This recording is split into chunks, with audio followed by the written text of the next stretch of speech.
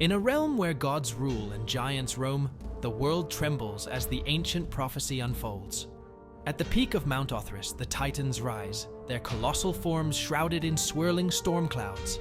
Leading them, Kronos, their king, brandishes his scythe. Across the cosmic abyss, on Mount Olympus, Zeus rallies the gods, lightning sparking from his fingertips. The earth cracks open as the Olympian gods descend, hurling spears of fire at the towering Titans. Poseidon, armed with his trident, conjures tsunamis to engulf Hyperion, the Sun Titan. Hades unleashes spectral minions to bind the mighty Atlas. In response, the Titans retaliate with fiery meteors and icy blizzards. Oceanus summons serpents from the depths, and Prometheus rains molten lava on the battlefield. Zeus calls upon his siblings, and together, they channel their divine might, forging a blinding light that scorches the sky. In a final cataclysmic clash, Zeus and Kronos collide. Lightning meets the scythe in an explosion of power that echoes through eternity.